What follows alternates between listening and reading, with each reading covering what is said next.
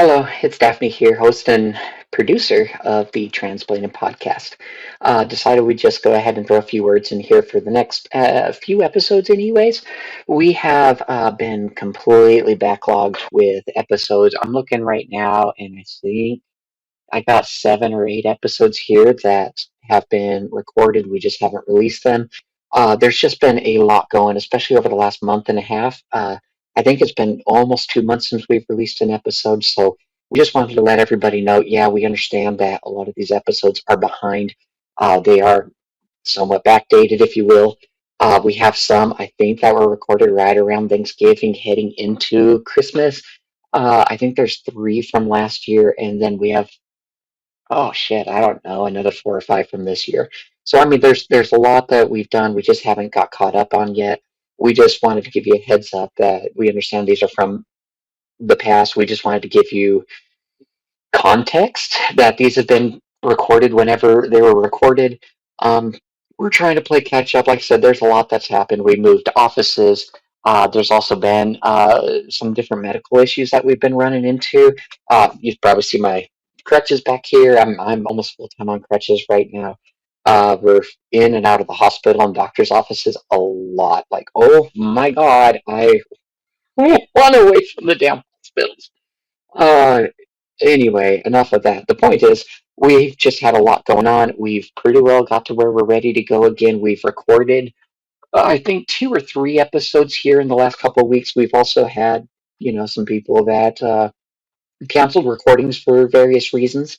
And so this is just letting you know we haven't gone anywhere. We're still here.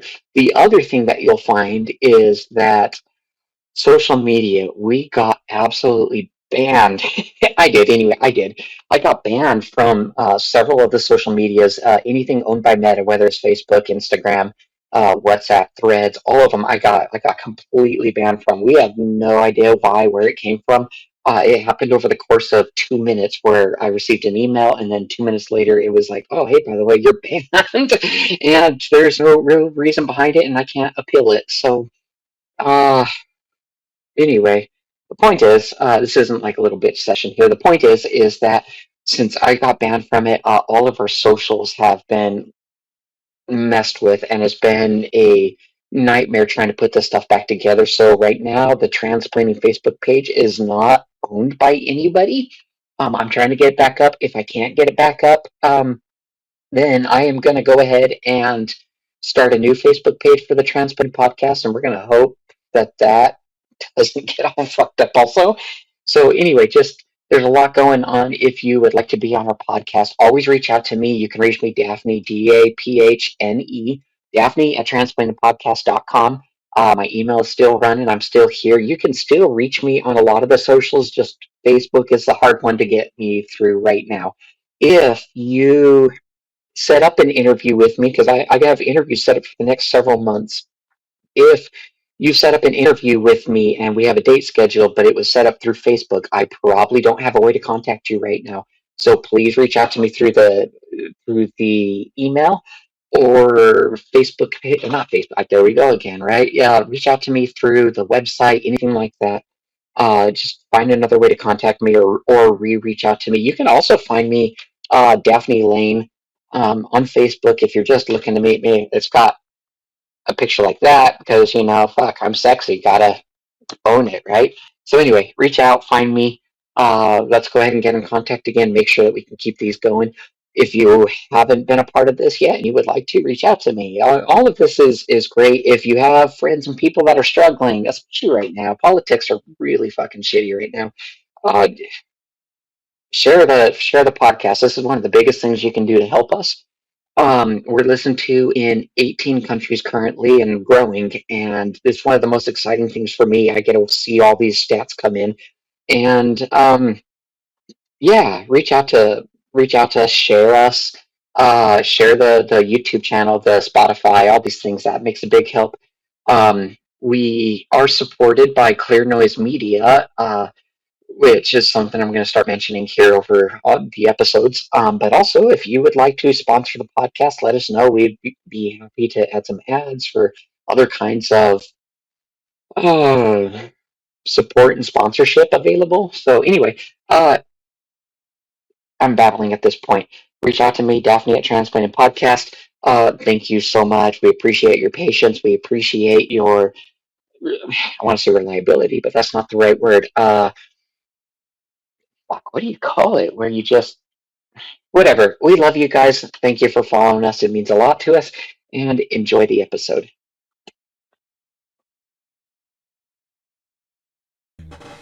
Welcome back to the Transplanting Podcast. My name is Bear, of course, joined by the lovely Daphne. Yeah, I don't know. Say it. I don't know what earrings you put on. They're just fancy. They're fancy earrings. That's all they're fancy. Okay, that's all it is. That's all that matters. As long as you like them. I do like them. Yeah. I've had these for a while, and I like them. Actually, I think it's one of the first pairs I've bought. Very elegant, very classy. Yeah, thank you. Cue the hair flip. Also, so this is like the first episode I feel like we've recorded in a while. It feels like it's been a while. Yeah, I hope everyone's settling into their 2026 and, let the dust settle from the holidays. And now we're back at it. I guess I feel again. It's been like, what, two or 3 weeks since we did do one. It was the one about communism. Yes. And it was a fascinating conversation. Yeah, and then had a respite the next week, and then now we're back at it. There's been a lot going on. A lot going on. I've actually been my knee is messed up, right? And so I've kind of been in and out of the hospital a lot about that. So we suspect there's going to be surgery coming up in the future, but we'll find out. So yay! Lots of time. Lots of time. Yeah. Okay, well, thank you. Yeah. So today we have, actually, can I just pause for another second here? Right. I just want to let the listeners know that we ran into some like major technical difficulties in the last couple of days. No, it's really serious. We, you know what? Let's back up. Today we're bringing in Shawn. Okay. So Shawn, you host a podcast. It's Shawn's Unheard Voices? Sullivan's Unheard Voices, right? Yeah. So I had been on your podcast before. We had met in Pride in the Park down in Salem, and we did a little thing there together, and we both were like, hey, we should get the other one here on the show. So today we got Shawn on the show here with us. So welcome, Shawn. Thank you so much. And before we begin, I just want to say how appreciative I'm of this podcast and the work that you're doing, because what you are providing people with terms of accurate information and just no BS and no frill. Oh, there's a lot of BS. but you know what I mean, right? Yeah. And so I just want to express my gratitude and appreciation for what you're doing with the Translating podcast. And we need voices like yours in the podcast sphere. I just wanted to acknowledge that. Yeah, thank you. That's really sweet. Yeah. We like what we're doing. We feel it's important. So it's fun, too. It is a lot of fun. Yeah. I have a lot of fun doing podcasting. So technical difficulties, okay. What was it? Just a couple days ago, 2-3 days ago, went to go log into Facebook, open up Facebook, and I had been logged out, and I was hit with a message that says, hey, we've disabled your account. There wasn't a warning. There wasn't a suspension. There was nothing. It was just straight up like, oh, by the way, we've disabled your account. So it shut down all of the accounts associated with it, because I have another business that actually kind of helps host this podcast, and it got shut down. Like all the social media stuff got shut down, so we don't have access to Facebook. We don't have access to Instagram. I tried to kind of open stuff back in, and it went, no, you're blocked. Like I am banned from Facebook, and I don't know what happened. Yeah, you weren't given any explanation. It was like, oh, by the way, you don't get to have a Facebook. By the way, fuck you. Yeah, no shit. And then I had people messaging me asking, like, did Daphne, delete her Facebook? Am I blocked? And I'm like, I don't know. And then we talked about that. Evidently, like, Daphne has blocked everybody. Oh, no. And yeah, I had people, messaging me asking, what the sitch was. Yeah. And I couldn't believe that. You weren't even given like a There wasn't a warning. There was no notice. It just happened, and I was just like, what just happened? And there's no way to contest it. There's no way to, like, they just went, sorry, you're done. And I have no idea. But I mean, one of the thoughts that went through my head was, hey, is it because we're dealing with trans issues, you know? And I realized that maybe that's going way down the conspiracy hole, and maybe not, but I mean, Facebook tends to be one of those places that it leans to whoever's in office, you know, it kisses their ass, right? So, you know, Trump gets into office, all of a sudden hate speech isn't a big deal anymore on there. I mean, it's possible, but I don't think I think that's probably just conspiracy theorying there. At the same time, though, I think there's something to that, right? Because they ban people if they post something they think is not within their community standards. Right. And the fact that there's no way to contact them Yes. is the part that's so frustrating. It's not Yeah. like a phone number, right? Joe Rogan can just reach out and call Jeff Zuckerberg, whatever his name is. Jeff Bezos and Mark Yeah, Zuckerberg. That's the two names. I Yeah. love it. And then, you know, they have the reasons, the resources to do that stuff. Yeah. But if you don't, you're kind of stuck in this lurch. And I'm so sorry. Right. That's crappy. I mean, it's hard, like it's so hard because I'm trying to run a media business, but how do you run a media business when you can't do media? Yeah. Yeah. How do you even get around that? I'm not sure how to get around that. I'm still kind of working it. We have been considering going and talking to a lawyer about it and just saying, hey, you're damaging our business. Who knows? Maybe we'll see where that goes. I don't know. Yeah, and then to find out there's no customer service. There is none. There's I no customer service. I did find 3 phone numbers for Facebook, and that's wild because you can never find a phone number for. I found 3 of them. Every one of them's the same. You call it up and it says, "Hey, thank you for calling Meta. If you're calling about one of our products, please go to this website, and we have a help resource available for you." Goodbye. And that's all it says. But you know what? I went to that website that it said. I tried to open it up and it says, sorry, you're banned. And so I can't even access the help. Yeah, don't know. I got logged out of Instagram. Like everything got shut down. So Yeah. if, you know, and it's also dumb because we run a lot of our business through there, right? So there's a lot of people in Messenger and places like that where I have their contact information and we're doing communication through that. Well, and they're scheduled to go, and all of a sudden I can't talk to any of them. Yeah. I just lost all contacts. So I haven't figured out what to do with that, but it's upsetting, to say the least. Yeah. To say the least. Yeah, and that is the least. Anyway, so now that I'm done bitching about that, It's important, right? And sometimes you just need to get that out there because people don't realize that this is happening. And when it's out of your control and it's taking over your livelihood, that's just like, can I curse on this podcast? I mean, I have already. That's fine then. It's fucked up. It is. Yeah. It is. Yeah. I mean, here's the thing: if people are running businesses through Facebook, which we very much are one, right? And I know that we're not the only one doing this. Hell, they have a section 4 pages where you can set up your business and you can run finances through there, all this thing. If you're running a platform where you're allowing people to run businesses as businesses and bring in money through your platform, why in the hell do you not have a customer service? That just seems wrong to me, and I feel like that's a lawsuit waiting to happen. 100%. So maybe I'll go be part of that. I don't know. It's upsetting. We're fighting. Yeah. We're fighting. I got this song from like Les Miserables in our head, you know, can you hear the people singing the songs of angry men? There is a Daphne on a rampage again. Doot, doot. What was do? What do you want me to do? I was just trying to be part of the song. Doot, doot. You sure? Yeah. Good job, Bear. We appreciate you. You're a good member of the team. We couldn't do it without your boop boops. Your boop boops makes the song. Without it, the song doesn't exist. It doesn't count. It unless doesn't. There's a doot, It doot. doesn't. We need a boop boop. Doot, doot. We need a bear boop boop. Doot, doot, doot. It's so dumb. Okay, well, back to the show. Speaking of which, so I got tested right before you showed up, right? They were testing me for ADHD, and at the end of it, they're like, "Oh yeah, you definitely got ADHD. You got autism and OCD." And I'm like, "Well, this is fascinating, right?" But because I didn't think autism and OCD were going to be part of this test, they were just like, clearly you got this. Yeah. And I don't know, at the end of the ADHD test, they're like, when you have ADHD like this high up on the charts, chances are there's going to be other shit mixed into it.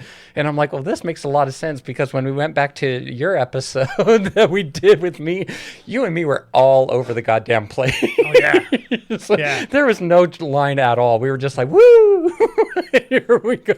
But sometimes those are the best podcasts. I mean, it was fun. Yeah. I had a lot of fun with it. Yeah. I almost feel bad for the listeners because they No. got to be just sitting here going, whoa. Start off talking about, we're going to talk about podcasts. And now we're talking about like alligator tits. And you're just like, how the hell did we get here? And like, Bear's just back there pressing buttons. Bear's going boop, boop, boop, boop. boop, boop, boop.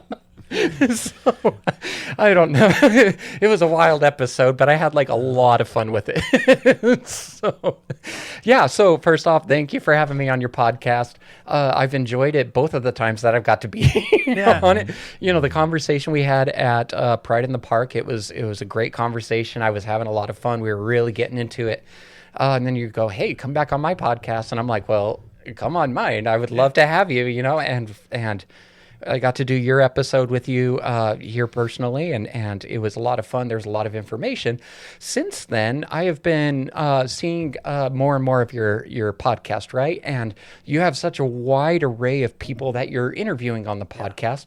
I kind of want to backtrack on it, though, and go, why a podcast? Like, what? I mean, the idea came from somewhere, so what happened with that? So it started. I got the hosting bug when I hosted a radio show about restaurants in Tacoma, Is Washington. that a thing? No, it's not a thing. We never got any listeners. It was the terrible show. I'm telling you, it was the worst show ever. It works on TikTok. It works when you have video, right? But how do you describe food when there's no video? We're looking at some yellow peas. They're kind of mushy. So we were only on for a year, and and I was just like, if I ever have the chance to do it again, I want to do it my way. Yeah. Because I was working for an organization, and they had it very scripted, right? It was the Restaurant Association. They had very different parameters, and then what happened along the way is I started getting back in touch with my Native American roots. You have Native American roots. Yeah. I was Native not aware. Canadian, I guess you could say. Yeah. How do you do? Right? But I remember growing up, That's we probably would racist. always, no, not at all. But I remember growing up, we would have these long form conversations. Yeah. And we don't have those anymore. And Yeah. I got out of a really bad marriage, and I'm like, I wasn't allowed to before because, I didn't get nothing we can't. Anyway. You I don't digress. say. Yeah. Yeah, don't say. And doesn't say. when I left that situation and was finally sort of free to be me, I'm like, I'm going to do it this time. Yeah. And this time I just want to talk to as many people as I can because everything I hear in the media is talking heads about something. Yes. And I'm like, I don't want to hear from the talking heads. I want to hear from the people that are actually doing the work, actually experiencing the thing. The people without heads. Yeah. They're talking out their ass is what we just determined. Yeah. And that's where the unheard voices came from. Oh my God. And so then about 4 months in, I interviewed my first musician, Nikki Jones. Oh, cool. And so now I have Sullivan's Unheard Voices, which is the podcast where I have that. But Right. now I'm transitioning to the other podcast, which is Sullivan's Backstage Passes. Oh, And that's cool. we're going to be talking to musicians about their origin story. So is this going to be like a extension of what you're already doing? Yeah. You're going to do both at the same time? Oh, yeah. Or you're just going to Yeah. drop the one and move over? Oh, no, I'm doing 3 now at the same time. Oh my God. What's the Yeah. third? The third one is once a week I'm going to record a podcast with Nikki Jones. It's her podcast. I'm just a guest or guest host, Right. but I'm helping her sort of facilitate that. And so the two I do all the work. The third one I just show up and talk, so it's not Yeah. that big a deal. I had a friend reach out to me earlier this week, and she was like, "Hey, I'm interested in doing a podcast. Female. She's got a friend that's also female. They're super into sports. that's all they want to talk about is, hey, let's get in and shoot the shit over sports. And sounds like a blast to me. It works. Yeah, wherever it goes. Yeah. Okay, so you got 3 different podcasts Yep. ready to roll, Yeah. and backstage passes. That's fun. How do you get into a position where you are able to meet these kind of people? Because that's a whole different market that not everybody has access to. So it's interesting because when I first started, it was really hard, right? A lot of musicians would big dog me, where they would say, Right. like, you're not big enough in the podcast, Yes. all this stuff.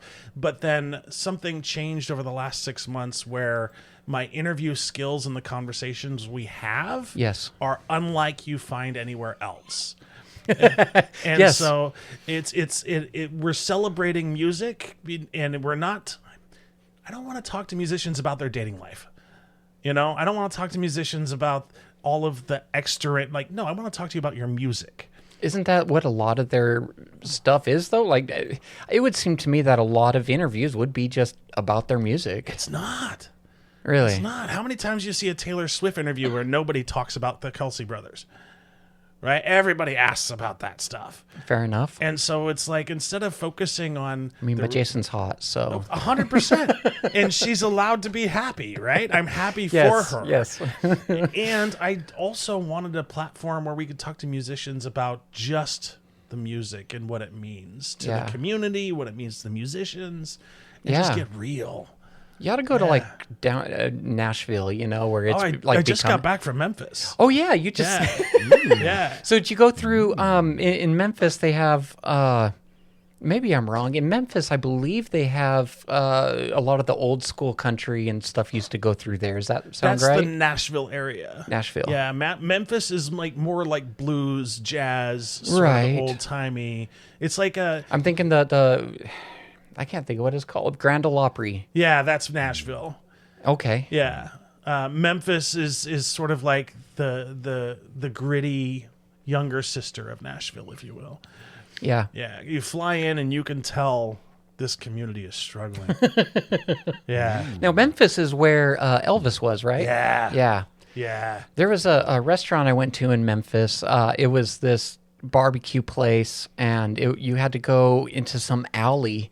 And then when you got into the alley, you had to go down some stairs, and you were in this like underground lair, and they had barbecue in there. It was great food. There was like grease on the walls, and like the food was great, but also it was so fucking sketchy to get to just eat some barbecue.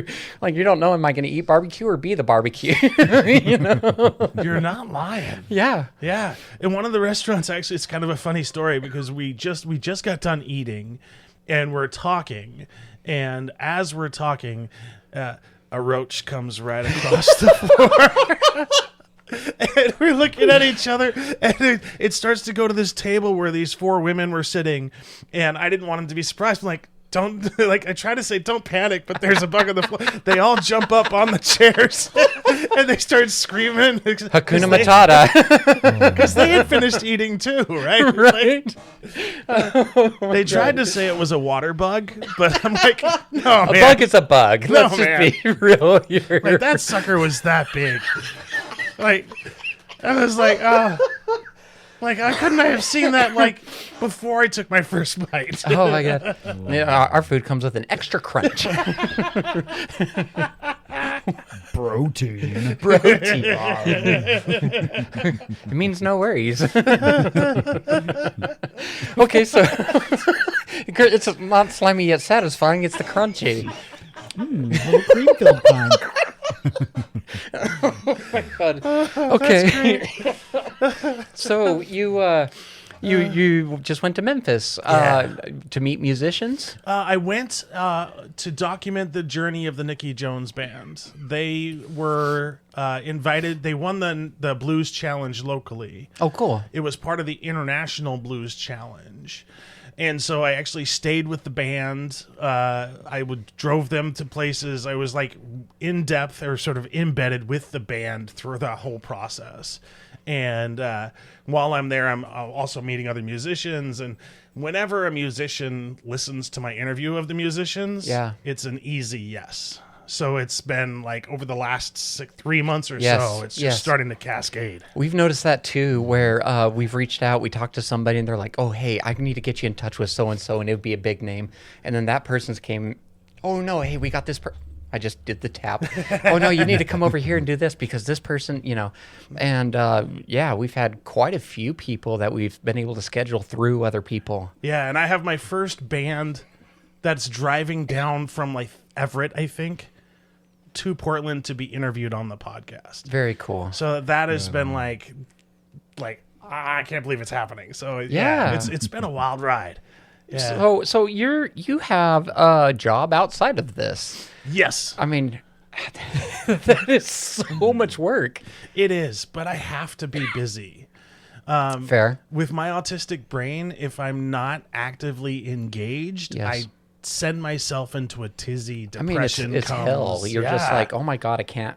Yeah. Yeah. Like I need to be busy. Yeah. And so, because if I'm not doing the podcast and working, I just, life's just too boring. Well, and I was telling that to Bear last night. I was like, oh my God, Bear, I need to do something. And Bear's like, yeah, sorry, it's late. And I'm just like, I need to do something. Let's go to the store and just walk around the store. No, I don't want to do that. But let's just, With your knee?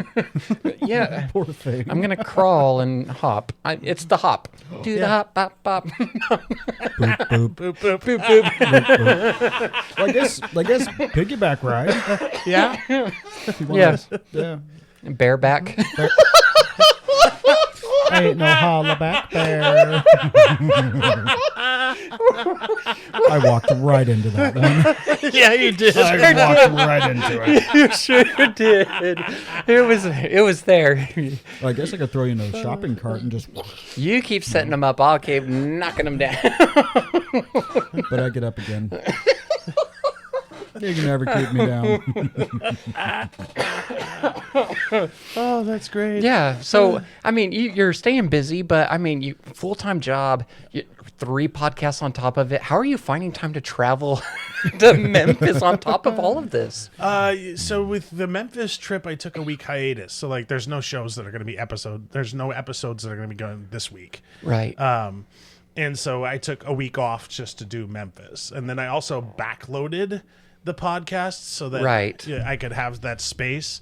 But I think the only way I can pull it off is that I actually have to have somebody do my scheduling for me. Right. If it wasn't for that and I had to do my own scheduling, I don't know if I could do that at the same time because I just can't keep everything straight. I would love to have a scheduler. That would be so great. Yeah. That was going to be one of my questions was, how is your time management? You know, like how do you just, you know what I mean? Like, did you have a plan ahead of time or are you like, you know, piecing it together as you go? I started piecing it together as I go, but then I've learned that a strict schedule helps. So, for example, Mondays are Salem. Yeah. Saturdays are Portland. Friday is either McMinnville or Nikki. And so I know on whatever day where my destination is and where my interviews are going to be. Yeah. And then I always try to reserve Sunday for nothing. So I have one day of downtime and I force myself not to do any work on the podcast on Sunday. I mean, but yeah, sorry. Oh, I was just going to say, is it difficult for you to just take Sunday off and do nothing? Just to decompress and recoup? Yes and no, because even though it's say I'm doing nothing, I'm never really doing nothing. Okay. So, like, even when it's a day off and I'm technically doing nothing, what that means is I'm just not working. So it's either working around the house, doing like the laundry, things like that. That's what I do on the Sundays. And then, of course, spending time with my girlfriend because, like, you know, during the week it's hard pressed. Sure. Yeah. Sure. So you do have a good balance. Would Yeah. you say? Routine, Yeah. consistency. And, Yeah. And I'm very lucky. I did the table thing. I'm very lucky that, and I wish I could get into a little bit more about my day job, but I can't. But I work for the state, and my day job fills my cup. I have a job where I love going to work every day, and it's Right. not really work. It's just fun. And then when I'm done with work, the podcast is more work and work is more fun. So it's kind of like one of those weird upside like the rest of the world right now. Win-win. Yeah. I mean, but this means you're recording 3 episodes a week. I know you release a lot of episodes. Yeah. How are you? Like, I mean, that's so much editing time, posting time. Oh, I don't edit. What happens. Oh. Yeah. I record and then I do the magic audio through Riverside that does the audio balancing, and they do all of the audio editing. But Right. whatever's the final at the end of that's what goes. And if the video's a little off, I don't care. And if anybody has anything to say, it's like, hey, I'm a dude who has a TBI who's autistic, and if you want that high quality produced stuff, you're gonna have to pay me money, because I'm doing this as a passion project. And I don't care if I ever make money. I just want these voices to be out there. Right. So how long has your podcast been going? Like, when did you start it? I started it 2 years ago, so it's been going 2.5 years now, I think. Yeah, Okay. we're on episode 155. That's so many episodes. Yeah. I think this is 35, maybe. Yeah. Maybe 36. I think we're somewhere in there. Yeah, I started out with 1 a week, and then it turned into 2 a week. Now it's 3 a week. I suspect something like that will happen here where, I mean, for a little while we were doing 2 a week, but it was so much work to keep doing that. Especially if you're editing and doing that kind of I stuff. am doing the editing. That's the part that takes a lot of work. Yeah. But it pays off in the end. Yeah. 100%. Right. I just can't afford and don't have the time. Yeah, it takes a lot of time. And I have, I think, 6 episodes right now on my computer I have to get edited, and I'm just dragging. I'm having a hard time just getting ready to go, okay, I'm ready to do this again. I think the break just kind of killed a lot of it. And I mean, there was a lot that happened over the Christmas break. Like, a lot happened. So I'm trying to get back in the funk of things so that way I can get on it. But yeah, it takes a lot of time. It does. Yeah. Yeah. But it's worth it. Yeah. Because like, if you don't, who will? Bear. Right? which is fine. But I can't imagine transplanting podcasts without Daphne. Yeah. Well, and it's interesting because we've thought about that I've talked to Bear about it several times, going, man, I think this would be so much better if I wasn't a part of this. Like, if somebody just came and replaced me. But I don't know. No. Bear says otherwise. I say otherwise too. I don't know. I was listening to other podcasts, and I was listening to them interview people, and I'm like, man, these guys are just so good at the interview. And I feel like I'm not on their, but also these people may have been doing it for 20 years. I know some of them have been like news analysts and TV hosts and things like this. And so, I mean, they've got however many years of talking to people and whatever. So, and even for me, right? If you go back and you listen to episode 3, it's garbage. Like, my 3rd episode is garbage. Yeah. The conversation was good, but the podcast itself was like terrible. And I'm like, but I'm going to post it anyway because I'm going to keep it real, and that's really what happened. Yeah. And there have only been 2 episodes that I've never been able to air. Fair enough. Yeah. That's pretty good. I don't think we've had any episodes we're not able to air. I think all of ours have been good, but we have had a few episodes that we've had to redact some stuff. Yeah. They specifically asked us to redact some stuff. Yeah, major editing. Yeah, there was a lot involved. Okay, so I grew up Mormon. I went on a mission. I had the name tag, did the whole thing, right? I went to Scotland for the mission. Okay, I stayed there for 2 years, did the whole thing. When I went over there, it was 2008. Everybody, the war was still going on in Iraq and Afghanistan, and it was still just taken on, So I go over to Scotland, and there's Iraqi people in Afghanistan. Like, a lot of the Islamic community is there. And I'm like, oh my God, like, I don't know what to do with this. And I grew up in little hick town, Arizona, right? I don't know how to deal with this. I've never been in a city like this before, and I've never just lived in a city like this, and I haven't been around all these cultures. And so I remember I wrote back a letter to my parents going, oh my God, I'm worried that I might get blown up, Real fear at the time, but, also looking back, you go, wow, completely unreasonable, but also real, And the more I stayed there, the more I got to see, the beauty of it. And I slowly started talking to them a little bit. I learned some phrases in Arabic, and I got to where I could have conversations with them in Arabic. And it really kind of took off. And the more I was around the community and I was talking with them, the more I saw just how beautiful the cultures were. And I fell in love with Middle Eastern cultures. I also, we talked to a lot of people from Africa. I ended up counting, I kept a tally of it, and I talked to people, I think, from 176 countries in the 2 years I was there. Yeah, and it was fascinating, and I knew basic phrases, I think, in 27 languages while I was there. So it didn't matter, if they came from Poland or from Russia or from wherever. I could have some basic greetings and goodbyes and thank yous and stuff like that, and it was more than just the standard person would say, hi, bye.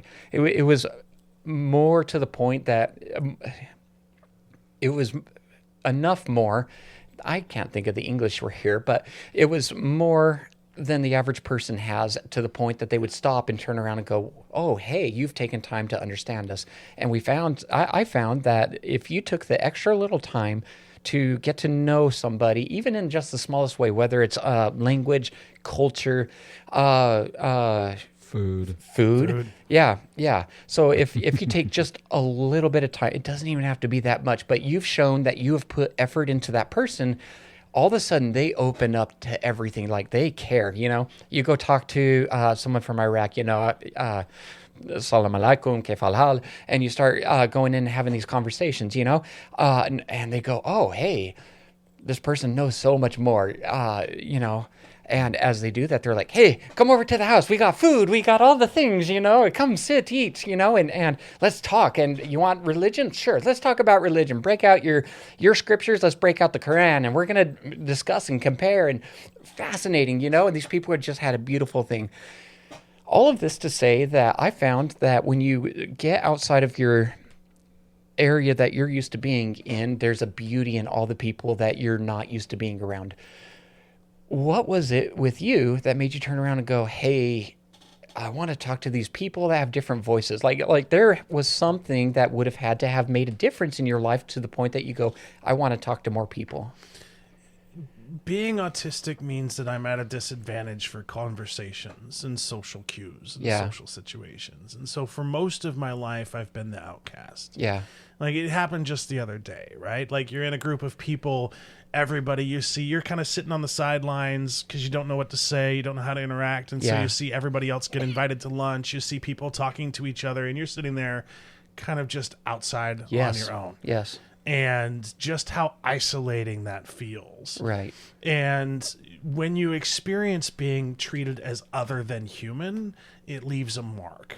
Fair. And when you have that mark, you have this longing to help other people who have experienced that in some whatever form, whether it's racism, sexism, phobias, anybody that has had experienced that kind of hatred or pain. Yeah.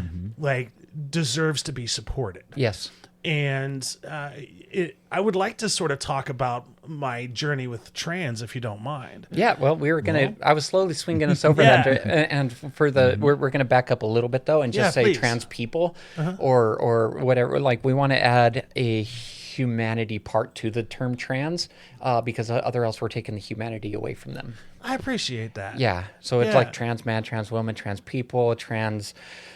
or fan, I don't know, just as long as we're adding some kind of humanity in there to that. I really appreciate that, right? Yeah. Because I'm committed towards using the right language that's supportive instead of tears people apart. Yeah, and I mean, if you're using it as a describing word, like, I don't want to say like trans agenda, that's not a thing, but like, if there's... I don't know. I'm having a hard time thinking of the words right now. Words are hard sometimes. Like if you're talking about a specific person or group, whatever, we want to add the humanity. But if we're using it as just a description of something, then that's where trans would come in. But does that make sense at all? I do. It does. Yeah. Cool. It's very similar to like autism and non-speaking. Yeah. So the point of it was the next set of questions I was going to come into was going to be along the lines of. Where did you start finding fascinations with the LGBTQ community? It's Unless that's not where you were going to go with. No. It's fine because it's actually two distinct stories, right? Yeah. So it was back when I was working for the Association of Washington Business, and I remember having this conversation. It started with a papillon. With what? With a papillon. Oh my goodness, my English is not Englishing. So I got a papillon, which is a French dog with the butterfly ears. Oh, And that would be why I don't know. they're beautiful dogs, right? But what started happening is I would take my dog for a walk, and I would start getting hit on by dudes. Nice. I didn't quite understand it, right? And it wasn't until like 6 months into it when I realized that because of George Takei, Oh yeah. the papillon is sort of recognized as an indicator that you might be part of the LGBTQ community. I've never heard that. That's fascinating. And until that moment, it wasn't even on my radar because, you live in your isolated bubble, right? Right. You have your family and you're like 4 friends. It's and just a Subaru. Yeah.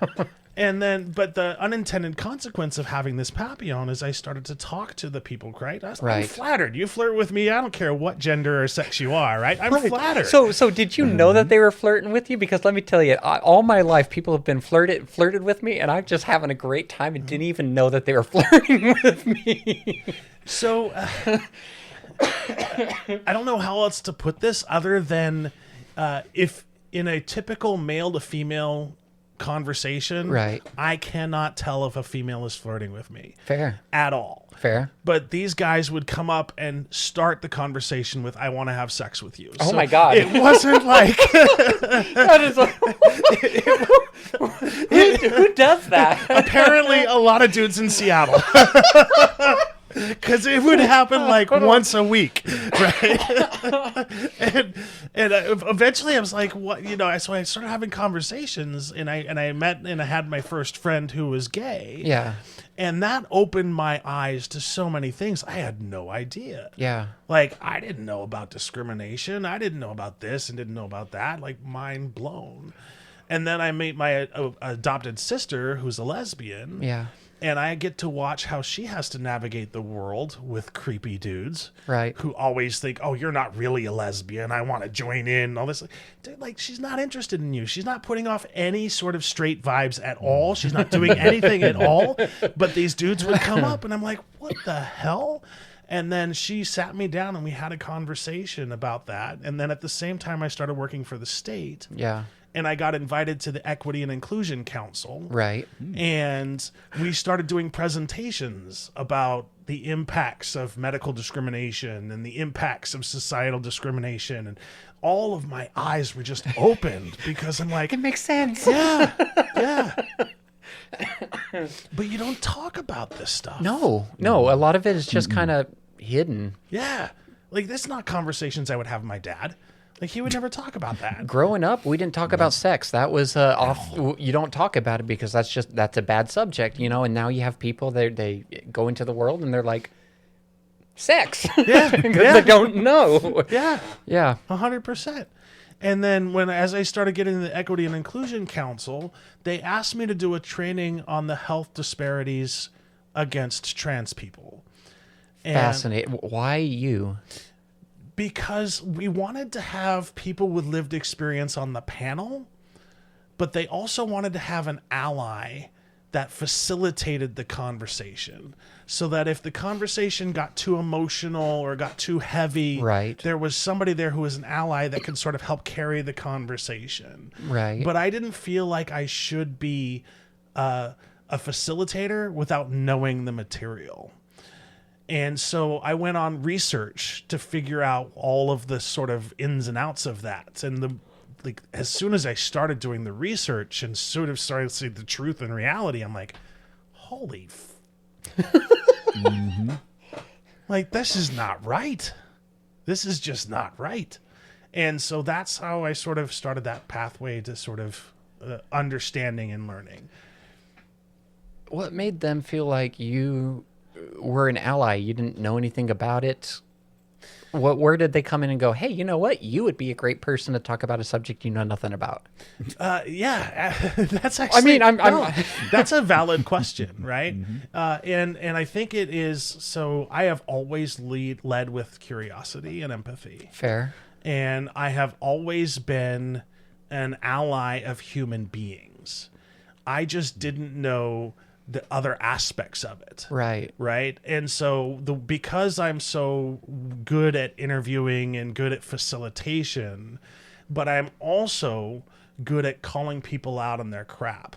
So as you have these conversations, sometimes if you're in the moment and you're the person facing discrimination, you don't have the power to speak up and advocate for yourself. Not everyone has that. Yeah. And so if you're an ally and you see this happening, you can interject yourself in the situation and make sure that the person experiencing whatever ism is has a safe person that can help. Yes. Right? If the person is defending themselves and they've got it, support and let them do what they need to do. But if you think that they need some extra support, just stand up. So, I mean, I can see how this would come in and you go, I dealt with a lot of bullying growing up and I don't like seeing you be bullied, but where did you go in there and go, hey, you know what? Trans people aren't fucked up. That one was because of my pathway for autism. So, gender nonconforming is a huge percentage of the autistic population, more so than your general population. Yes. There's a huge more percentage of people that identify as LGBTQ that are also on the spectrum. Correct. And as I get to know all of the people and what they go through and all of that, it's like I see it. And then when you take a step back and you look at all of the rules that they put in place, it's rules put out there by the dominant elite. So it was just empathy that kicked in. Yeah, 100%. 100%. Empathy and love, you know? Wow. Yeah. You know, because I really do love the human race. Yeah. You know, it's equally beautiful and disgusting. It's equally poetic and just downright raunchy. And so... I'm on the raunchy side. And I think that's beautiful, right? Sometimes I just identify as a fungus.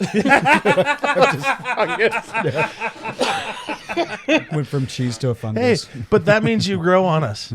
Yeah. Spores. Oh, So, we're yeah. not doing this anymore. You're good. I love it. And so, yeah, it just stems from the love of man and the love of everybody. I don't know why I use the man there, but it just comes from a place of wanting to see everybody succeed. And when you see people not being able to succeed because of some rules that some weird person in power put in place, Yeah. it just doesn't sit well with me.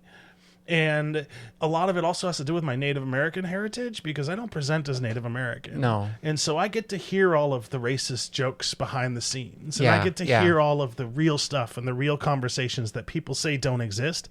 No, that Oh, it freaking does. exists. It does. Yeah.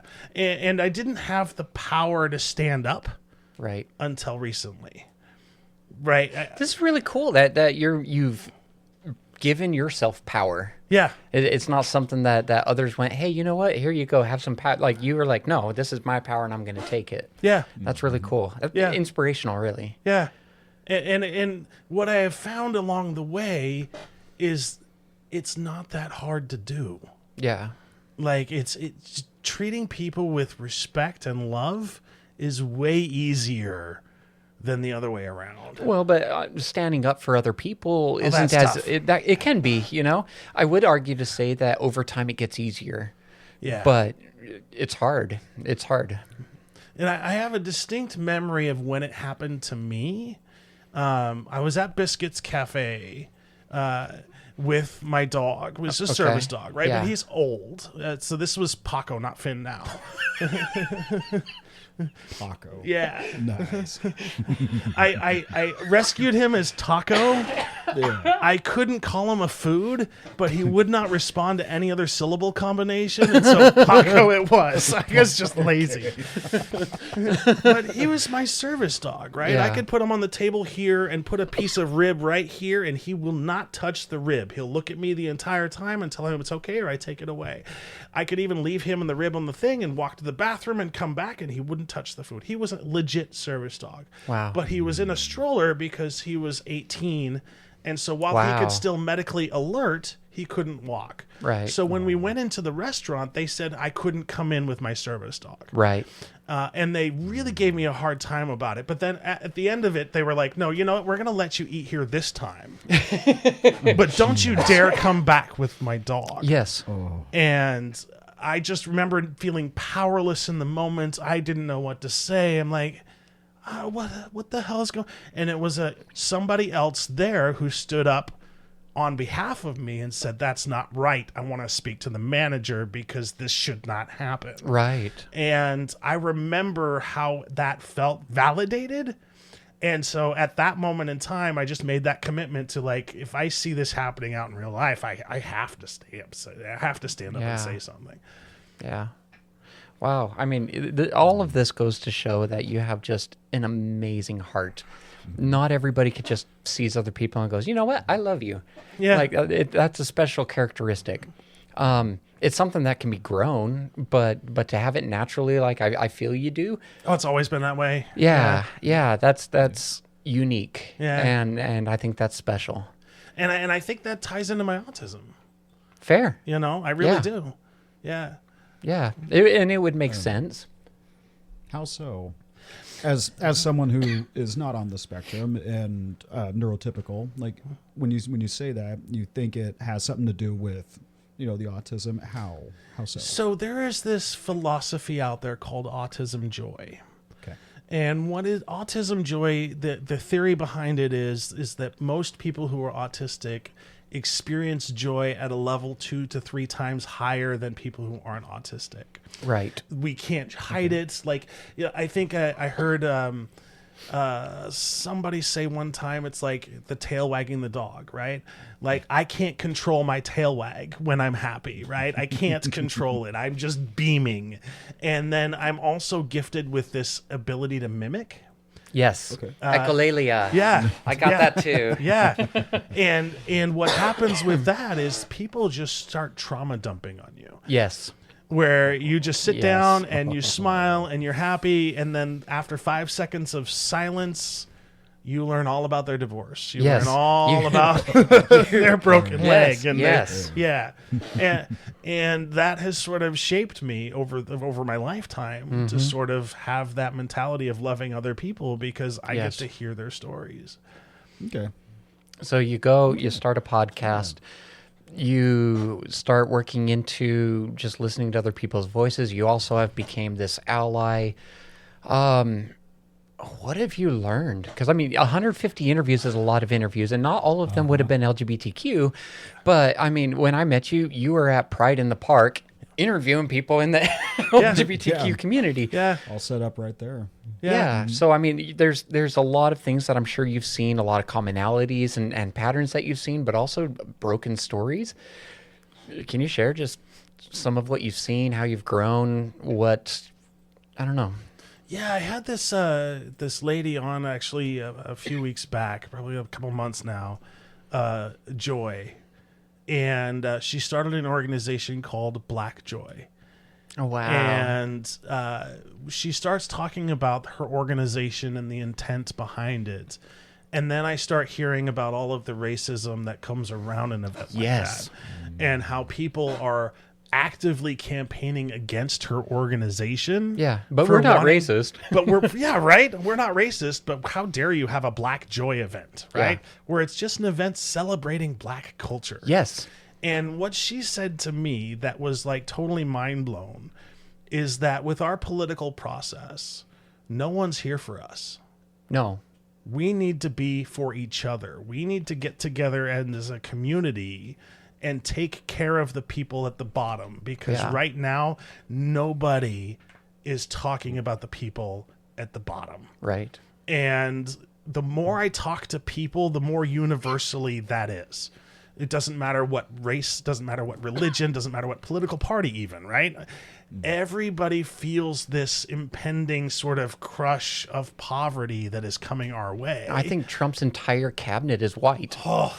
Don't get me started. No, but the point is that there is a lot of people that are not in this majority, and so yeah, they all are at the bottom. 100%. And the idea that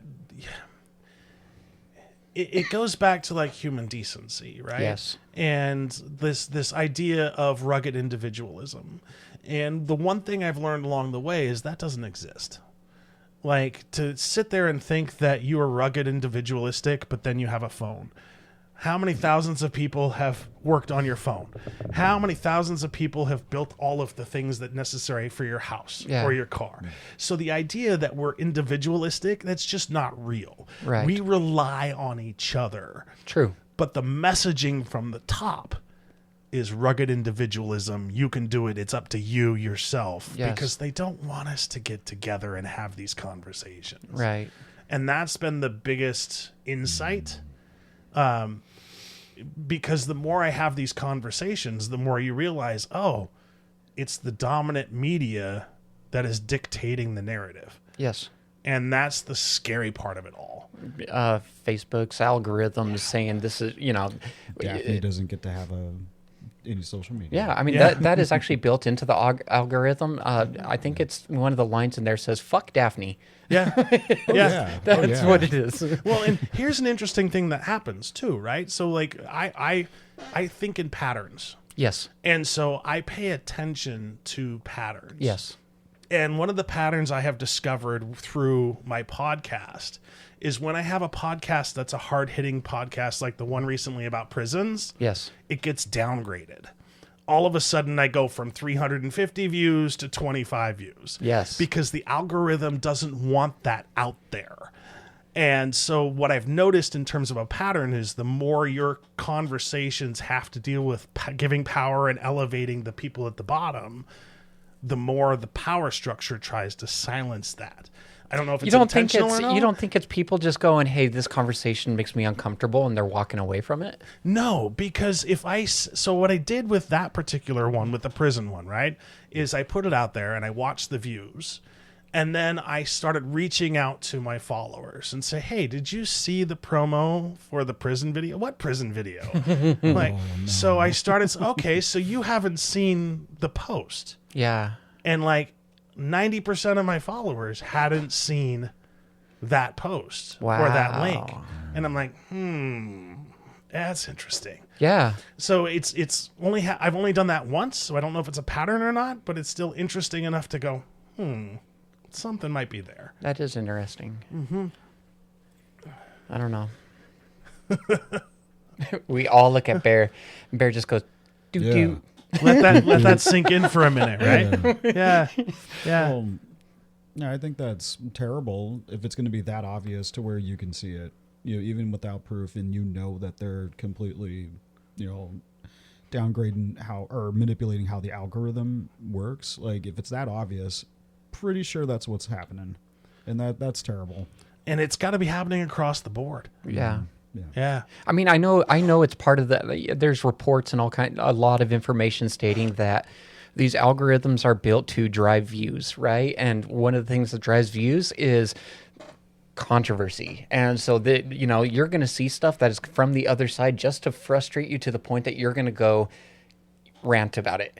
Yeah. And that's what's going to drive the views. And so they're designed to bring in controversial stuff. I'm surprised that something about the prison system wouldn't have became more of a thing, because you would think that we're going to drive confrontation with this. But it's from the prisoner's perspective. Oh. And about how prisons really work. Fascinating. Yeah. So like he was talking about, like, the thing that stood out from that conversation is, I thought you went to the hole if you got into serious trouble. Yeah. Turns out other inmates will put you in the hole just to make sure you're not a snitch.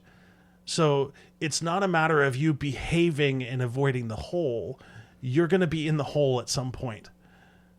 Wow. And that is the utmost worst torturous thing you can do to a human, is put them in the hole. And so that just about every single prisoner has that experience. No wonder they have all of these coexisting conditions when they get out.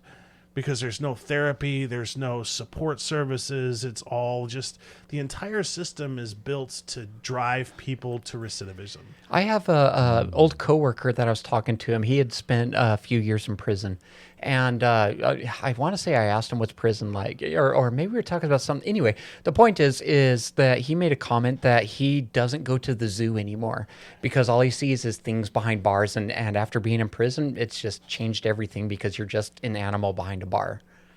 And when Yeah. you're out, they don't give you the right opportunity to get over it. You've done No. your time. You've done your sentence. They expect you to just be They there expect ready. you to be there ready, but then they don't provide you with a job. They don't provide you with housing. They don't No. provide you with anything to make sure that you're successful. No rehabilitation. No, even I have a couple of friends too that have been in and out, in and out, in and out all the time, and to me, you know, I'm watching them try in the world, but they're so set up to fail every time. It's like probation violation or this violation, they go back, and then once they finally handle their sentencing and then they come back into, you know, society and civilization, it's like they're so uncomfortable they'll commit small petty crimes just to go back, Yeah. and they become institutionalized.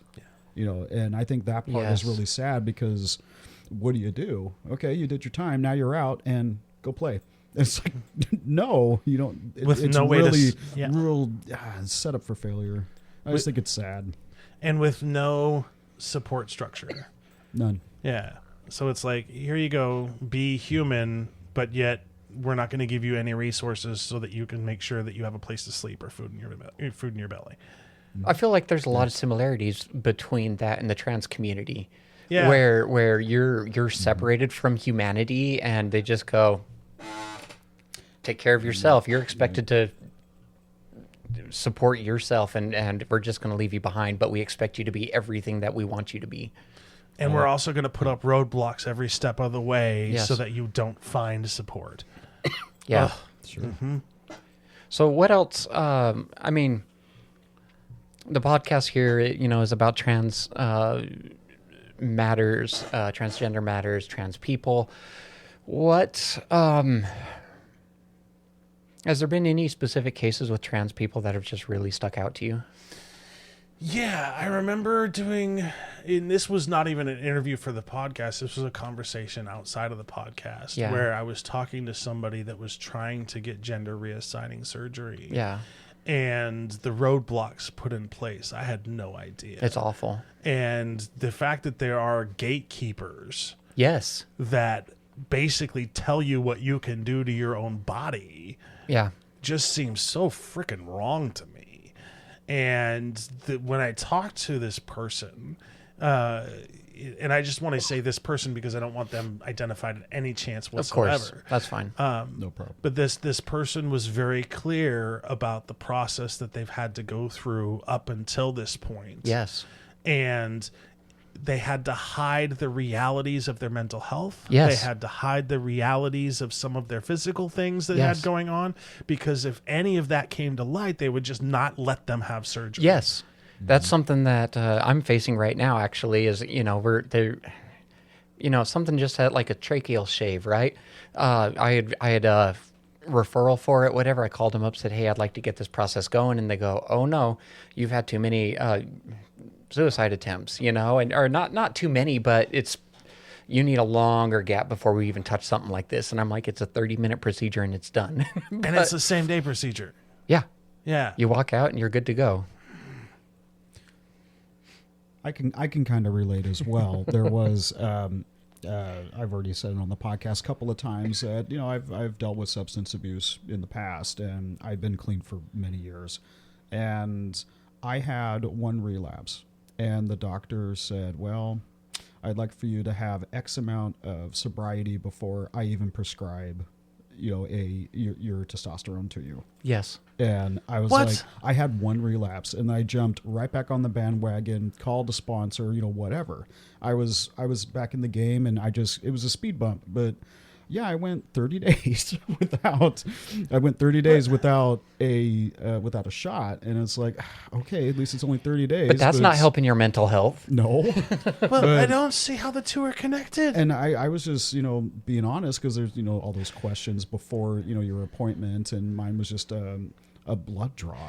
And I was like, I have to have questions for, okay, whatever, I'll just, you know, do these questions, answer them honestly, and then, Yeah, Doc was like, "No, I'd like to see you have X amount of sobriety," and I'm like, oh, for a one-time relapse that I know that I made a mistake and I was vulnerable, and it's like, okay. But I can get like, Jeez. I even disagree, but I can get like a 1 month reprieve of opioids. Well, But yeah, testosterone? yeah.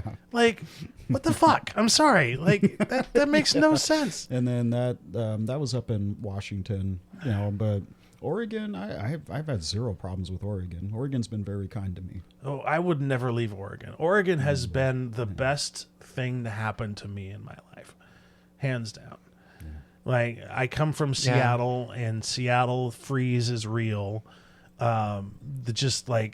The inability for people to get along. Nobody really likes each other. It's one of those, like, I lived in the same place for 12 years. I only knew one of my neighbors. Yeah. The other neighbors didn't care to know me. And now it's like, I know everybody that lives next to me, right? Because it's like I people love in Portland. Oregon are welcoming. And it's been a wild ride. Yeah. So going forward in the future, what you've been doing this podcast. You said you got another one coming in. You got 3 podcasts going now. You used to have a radio show. You got your full-time job. It's so much work involved. Speaking from experience, but how do you see either your podcast or future endeavors supporting the trans community? When you give a platform for people to talk about their lived experience by people with lived experience, that is the way to open up the doors for conversation. And what I want from my podcast in terms of the trans community is for the podcast to be a platform for anybody who wants to talk about their experience. Yeah. I will give them a microphone. Like, the only requirement to be on my podcast is you have to be kind to me. Don't be an ass. Don't be an ass. Because if you're kind, I want to know what you're about. Yeah. And I will give you a platform to talk about what your real life is, what your real experience is, because there's not enough platforms out there for those conversations to exist. Are you still having to search for people to come on your podcast, or are people coming to you at this point? Both. Both. Yeah, like, I have people reaching out from all over the nation now wanting to be on the Sullivan Unheard podcast. Wow. Like some guy that's creating a backpack program for foster kids, and somebody else that just sort of in Michigan that's creating a nonprofit that wants to have a conversation. And, Yeah. and then, of course, the musician side. Even now that I've just launched the new name, but doing the same thing, I'm having musicians reach out to me wanting to be on the podcast, which has been fascinating. Yeah. Yeah. That's really cool. Yeah, because we talk about all genres. Yeah. Yeah. So you've seen a wild array of different people in different lifestyles, in different past experiences, cultures. What have you seen to be the most successful way for people to support, I'm going to say others, but specifically the trans community? Go out and find somebody who is a member of that community and become friends. Come with curiosity, learn about it before you speak about it. Yes. Don't listen to what the talking heads say. Talk to the people actually with lived experience, because what you'll find is that it's different than what you're seeing on TV. Yeah. It's different than Being what you're taught in seeing. church. Yeah. Yeah, exactly. But then there's also churches that are supportive of the community. There are. You know, and I don't think that's something else that's not really talked about, is that there are churches where you can go if you want to have a relationship with whatever God of your choice. Yes. And you can have community support and be able to be yourself. I mean, hell, there's that church in Texas right now that they were told they couldn't have the rainbow sidewalk, whatever, right? So they turned around, they turned around and painted the steps going up to their church, the pride colors going up to it. Get big, fuck you. But yeah, I mean, there is a lot of support in every different source out there. And be an ally. Yeah. You know, that's the biggest thing I could say, because like it, and if you don't know, ask. Yeah. And at the same time, like, let people just be people. I also think it's important to be careful about how you ask. Oh, 100%. Because like you can ask a honest, sincere question in a way that makes you just come across like an ass. And so I think being just a little bit informed, do a little bit of homework before you go ask these questions, right? Yeah, it's great if you have your gay friend, your trans friend, your black friend. You know, it's great if you have these people, but go do a little bit of research and be like, hey, what kind of oppression has your community actually been through? What are correct ways to address pronouns? What are, all these different things? Like, have a little bit of history before you go talk to these people. A lot of people, if you have shown, again, back to the cultural thing, right? If you take that little bit of time to get to know somebody before, people open right up. And my experience has been that same with the trans community. If you've taken a little bit of time, you know how to talk to the trans person. In general, people will tell you kind of what it's about, what their experience has been and such. But you can't go in just being like, hey, so you're a tranny, tell me everything, like it's you have to come in with just at least a little bit of research going, okay, I know how to have a decent conversation with somebody. And I appreciate that too, because I think that's really valid and really important. Yeah. Right. Because it's I almost liken it to the blues. Yeah. Right. If you love the blues, but you haven't done the research into the history of the blues and the fact that it came from slavery and the fact that it came from the oppression of so many people, you don't really know the blues. Right.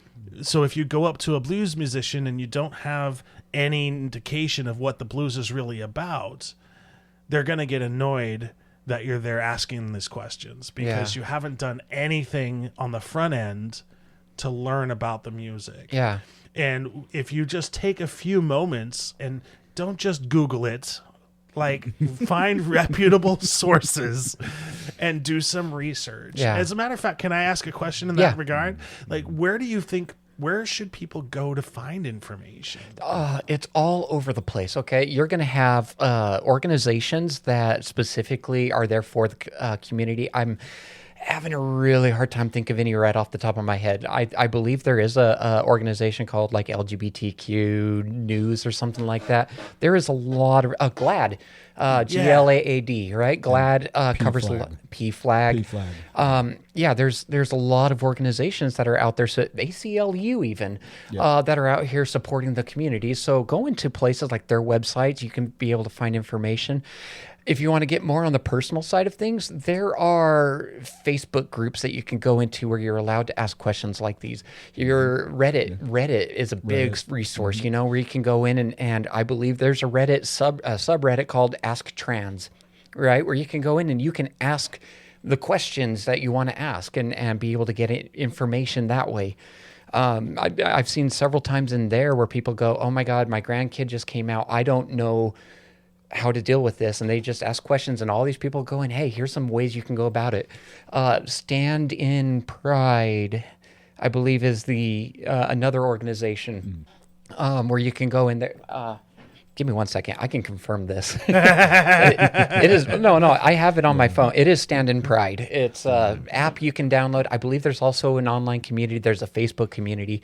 But yeah, Stand in Pride. That's a great place to be able to go in and go, hey, I want to support the community. I need help understanding how to. Places like that is where you go to find information. If you want to learn about the black community, you don't go to whiterights.com. Right? You're going to go to, it's a serious thing though, like if you want to, if you want to find information about it, you want to learn about Christianity, you don't go to satanlives.com. You go to, the church websites to learn about stuff. You go to the scriptures to find stuff. If you want to learn about architecture, you don't go to the wooden blocks and go, hey, I'm going to learn about wooden blocks. You're going to go to read architectural books. You're going to go talk from those sources. If you want to know about the trans community, you go to those sources. There's books out there. You can go to Amazon and be like, books about transgender issues. They're all over the place. Podcasts. Podcasts is another great place for information. Yeah, it's all around. You just have to look for the right information, but the right information is going to be from that community. And there's a quote by Daryl Davis. Do you know Daryl Davis? I do not. Daryl Davis is a jazz musician. He's a black man. Okay. And he has successfully collected over 200 KKK robes from KKK members. Wow. Of people that he has converted away from racism. It's amazing that organization still runs. Yeah, it is 100% right. And the quote that he says that really stuck to me is, "How can you hate me if you don't even know me?" Yeah. And so if your hate is based on an interpretation of not me, No. whatever image you have in your brain, Yeah. like, let's start with getting to know me first. Yeah. Because at the end of the day, we're human. I mean, hatred is based out of fear, and fear is based out of ignorance. 100%. So if you'll just go and don't be so fucking ignorant, you can learn about people, but you don't learn about it by not being there. You learn about it by talking to them. 100%. Yeah. Yeah. And don't turn a blind eye. Like this is where it gets to where it's like the real core of we are a community. Yeah. Right? So when you think about the trans community and you separate them, it's like that's not real. We are a community. We Yeah. are here. So let's talk, and because I would imagine anybody that gets to know either of you Yeah. are going to adore either of you. Oh, thank you. Because you're really nice people, right? And so the idea that you hate somebody without having a conversation with that person Yeah. is just absurd. I mean, in the end of the day, they're all human. Yeah. So you have something in common with them. So start there. Yeah. Hey, I'm interested. You got arms? I got arms. 100%. Yeah. You got a vagina? I want one. I love that. This is the stuff Bear has to put on all the time. It's just another Friday for me. Jeez. Yeah, there was a couple of things my grandma always said, and it was that hate was taught. And Yeah. that Yes. it costs $0 to be a decent human being. 100%. And there's no excuse for rudeness. Yeah. Never. Yeah. And so I've always just lived and let live, and sometimes it's really hard to teach other people that because they're so either opinionated or they just have it in their head that this is bad, this is wrong, this is everything. Yeah. And it's like, sometimes it's hard just to help them not Yeah. be so just as ignorant as they can be, arrogant at the same time, and yeah. And one thing I wish I could do in that situation without them flipping the fuck out is ask them why. Yes. Like, why do you think this way? And when you ask why, that's when they get defensive, they get angry and upset. And so one of these days I would love to have a conversation and just find out the why, Yeah. because it doesn't make sense in my brain. Yeah. It doesn't make sense in my brain. Yeah. One of the questions I had heard people say is, what makes you think that attitude is appropriate? So, I mean, don't be an ass. Don't be an ass. Do a little bit of, because it's also important to know. I had a friend tell me this. They're like, it is not your token black friend's job to teach you about black people. No. It is your job to go and learn and discover and read and, ask questions, but it's not their job to teach you. And It's your why- job to learn. And if they're really your friend, why do you want to subject them to the trauma of having to relive that crap? Yeah. Instead of just being there to support your friend, including them and making sure they feel loved and compassion. Yeah. And so if you want to learn about all of that stuff, Yeah. go somewhere else and Yeah. just be supportive of your friend. There's organizations like Transplaining, Yeah. right? Yeah. That's what we're doing is dispelling myths by bringing in experts from all the different fields. We're interviewing trans people and letting them share their stories.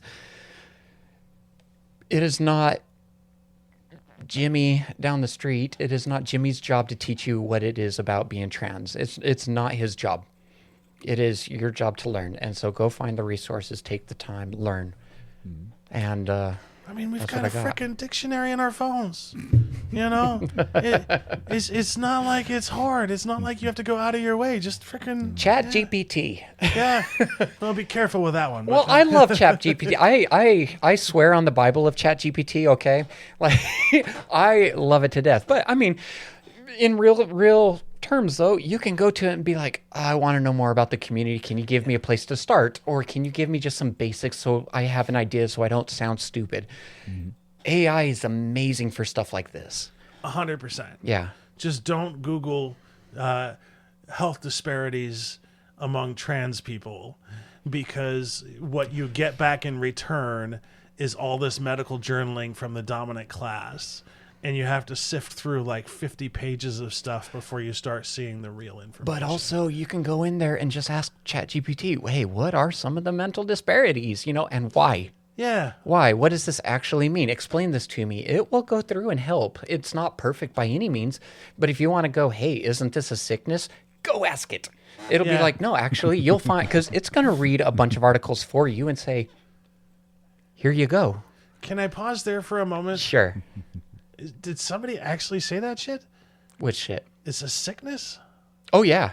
What the fuck? Oh, yeah. People say it all the time. Oh yeah, All saying the that time. It's sickness or mental illness. Oh yeah, all the time.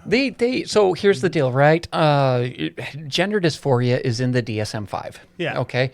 Because it's in the and psychiatrists and psychologists and all these medical professionals got together, said, hey, this is something we're going to put into the DSM because this is something that needs to be treatable, and insurance companies and places like that cannot treat something that isn't in there, because it has to be in there for them to be able to bill something, right? So it went in there. Well, it went in there because trans people need help. Doesn't mean it's a sickness. They need help. Okay. There's other things in the DSM-5 that also are not, not bad, but because it's in there, everyone goes, oh, it's in the whatever diagnostic of Statistical manual. yeah. mental So since disorders, it's in there, it's a mental illness. You all need to be institutionalized. And that's a very real argument that you hear online all the time. I've had people say it to my face. It's very much it's very much a common argument. Jesus. Yeah. That's right up there with everybody who tells me I don't look autistic. I hear that shit all the time. Yeah. Well, you don't look autistic. Well, what am I supposed to do with You that don't look shit? native. Right? I've heard that shit too. I mean, yeah. Yeah. So, I mean, just taking a little bit of time, going into a place like ChatGPT and being like, hey, what is this? And when it says this is what it is, ask why. Because the why questions are where you learn. And I appreciate that, because I don't think I put the why piece in there. Yeah. And I think that was the piece that was missing from the information that I was getting. Well, also, like, I'm a very technical person, okay? I spent a year building this system that we're doing all this stuff on, right? I programmed the thing. I'm very much a tech person, okay? I was an electrician for 8 years and HVAC technician for 5. But in there, I was doing a lot of the technical diagnosing and stuff like that. So I understand what it means to go and find where the problem is. That's something that I've just, but you find it by asking why. Yeah. And so, and that's just how my brain works. But, if I want to understand something, I ask why, because you can't understand it if you don't ask. Do you find when you ask why you get pushback? Depends on what you're asking about. And the reason I bring this up is because there's an autism thing about the question why. So, I mean, it can be overused. well, not only that, but it's also what I've learned is that neurotypicals assign judgment to the word why. And so when you're Yes. asking why, Yes. if They feel challenged. yes. And so what I have learned is that if you couch it as, can you help me understand? Or can you explain this to me? Because I'm not quite getting it. Yeah. And not using the actual word why, it alleviates a lot of the defensiveness of the neurotypicals Makes sense. when you're interviewing them. Yeah, I have had job sites that I have been on, and I would, they go, well, this is what it is. And I go, why? And they go, doesn't matter. I said, this is what it is. Go do it. And I'm like, but why? Like, this doesn't make sense that we're going to be doing this. I can show you 10 other ways that this could be done faster. Just why? I don't want to do something because you told me it's correct. I want you to explain how you came to this, because if your thing makes more sense, then great. I now know that makes more sense. I'm also really logical, so. Yep. So. I liken it to being a train conductor, right? Yeah. You're on the train. You know what happens if this train stays at the same speed at the same course. It's going off the rails. You've seen it before. You know it's coming again. My train is all over the rails. Right? But then the analogy is that if you listen to me or you tell me the why, I can make sure this train stays on the track. Yes. Because I can adjust speed, I can adjust that, but unless I know the why, all I can do is watch this thing go off the rails. When you know the why, you don't have to ask all the individual questions. Yeah. You don't have to go in and be like, okay, well, what is the speed? What speed should I be at? Okay, well, but when I get up here, what speed should I be at? And also, by the way, how much smoke should I put over in this stack? And by the way, how much electricity should be over here? And in 2 minutes, I'm going to ask you all these questions again, because if you understand the why, you understand how the train works, you understand why these things work the way you do, you now can make informed decisions in the future because you now understand the process. When it comes to people, we're going to have the same kind of thing. If you want to know about a community, take time to understand the why, because when you understand the why, now you can go, oh, I can see how these other things come into play.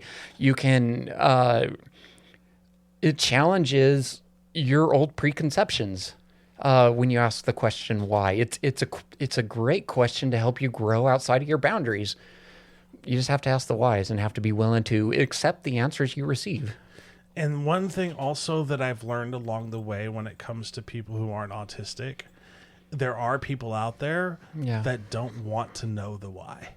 Yes. That they're going to push back. Say, I don't care what the why is. I'm just going to do this and do what I'm told. And just like, I don't know the why. And that took me a long time to sort of just accept that those there people are really fun for me. I have a lot of fun with those people. I have a lot of fun with those people. I don't ask questions. I just do it. I'm just like, oh, okay. Bear just accepts, but like it hits me like, you don't want to know? Well, guess what? We're going to play a game. You don't know we're playing a game, but I know we're playing the game. You're going to hate me at the end of this.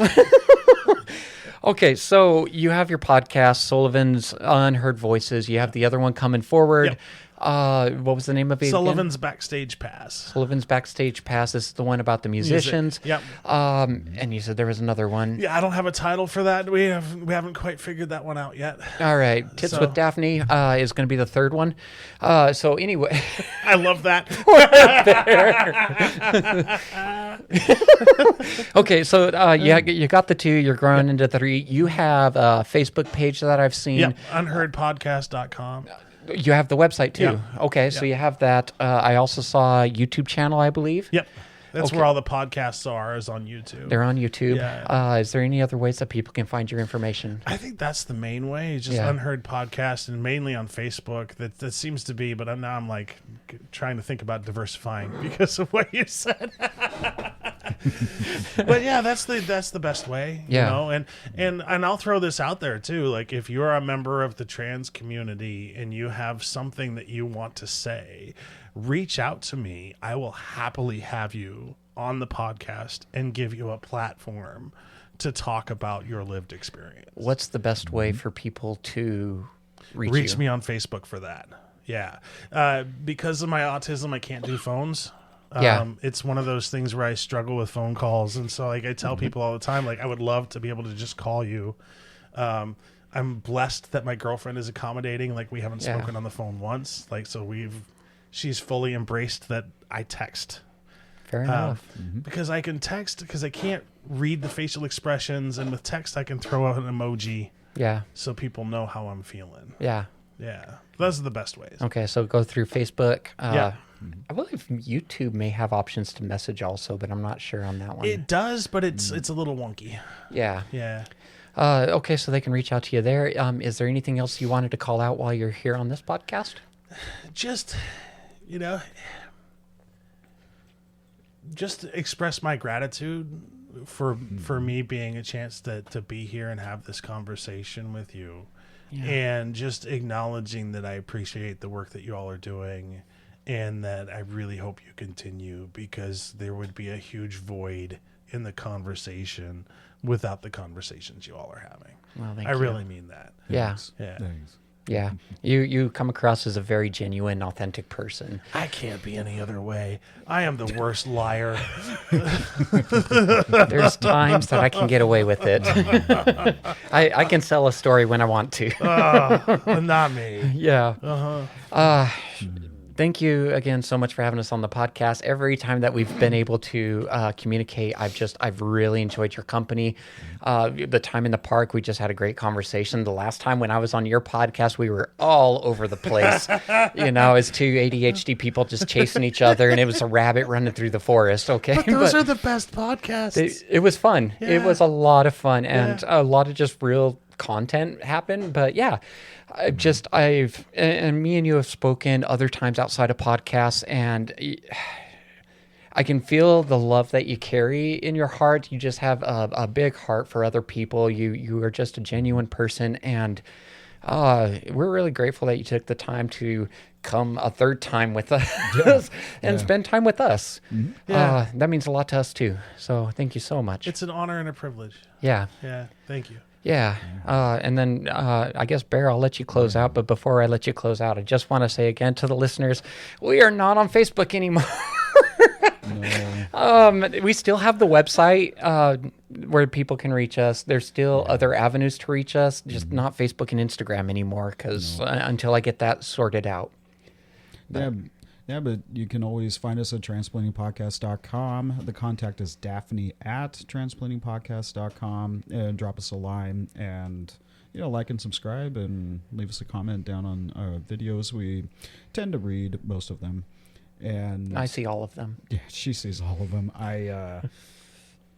Probably not a good idea that I don't. It's probably good you don't. But we move forward into 2026. We still are looking for. There was something important that we were looking forward to? Surgery. Okay. Maybe maybe I'm thinking of something. We else. have really good interviews coming up that I am really excited about.